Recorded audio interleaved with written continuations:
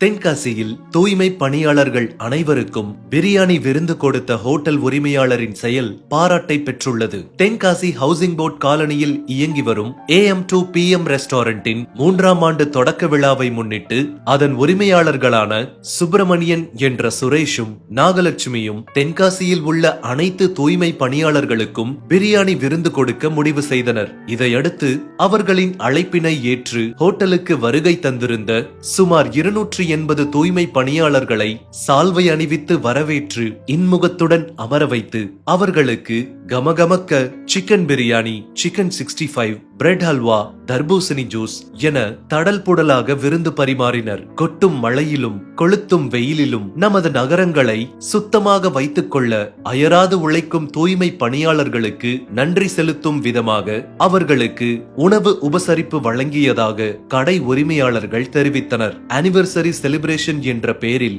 ஆடம்பரமாக வீண் செலவு செய்பவர்கள் மத்தியில் தூய்மை பணியாளர்களுக்கு விருந்து கொடுத்து கௌரவப்படுத்திய AM2 PM ரெஸ்டாரண்ட் உரிமையாளரின் செயலுக்கு பலரும் பாராட்டு தெரிவித்து வருகின்றனர். தென்காசி லைஃபுக்காக ஜஸ்டின் துரை.